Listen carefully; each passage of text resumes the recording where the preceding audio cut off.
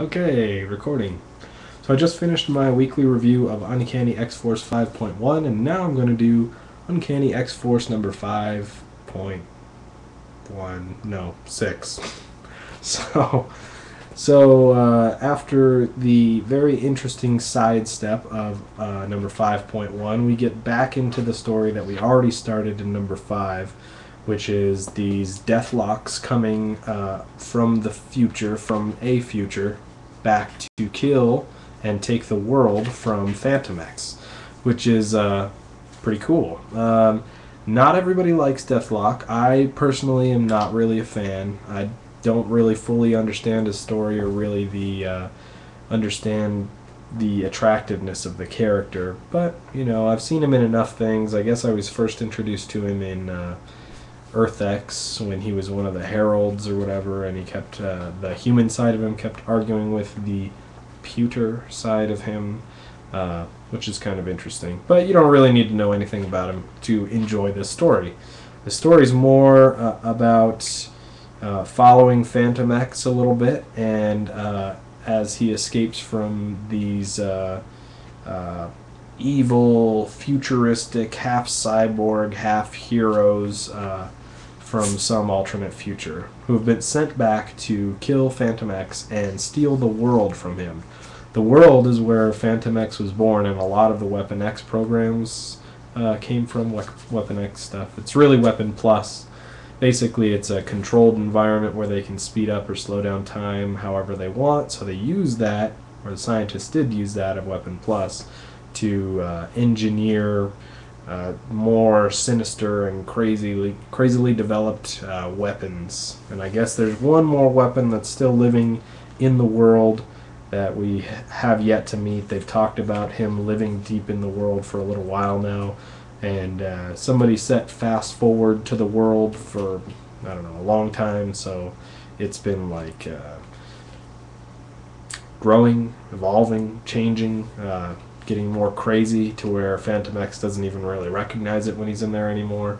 I have to say that I never really understood the pull of Phantom X either. He's one of those characters who popped up early in the new X-Men run when it first started up again. And I just didn't get what the whole point of him was for a long time. And then he grew in popularity really quickly when he started showing up and helping out when they moved to Utopia and all that too. Try to ignore the cat. But anyway, so I did some research. I started reading all of the backstory to Phantom X's old first appearances and stuff like that to try to catch what I've missed. And really, there's not much more to the character than say, Deadpool, or a cross between Deadpool and Wolverine, or something like that. One nice aspect about him on this team is that he's been actively killing people, so he continues to shoot when everybody else is stopping. So, which he does in this series too. He ends up killing some of these Deathlock characters straight by shooting them in the face, which is cool, because they're only half cyborgs anyway, right? Well, that's true until Eva, Phantom X's spaceship, that's his outer nervous system, hooks up with one of these cyborg things and gets them to turn back into the original people that they were. Were they just some one-offs in the suits of all these heroes?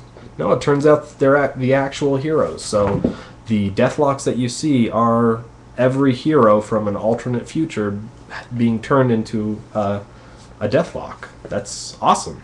Half cyborg, controlled by the police or the government or whatever. And the story behind why that happens and why the heroes let that happen is really good. Really, really good. And it's got me fully involved, and I'm sure I'm going to be buying Uncanny X-Force until it stops from now on. All you got to do is throw in a little bit of alternate future in there, and I got a whole nother reality to categorize on the Marvel database, and all these new pictures to put in of these characters from this alternate universe, and I'm set. So I'm giving this one a 5 out of 5, and I recommend, if you haven't picked up this book, you should. You should read at least one or two of them because you'll probably like it. That's it for this one. Thanks a lot.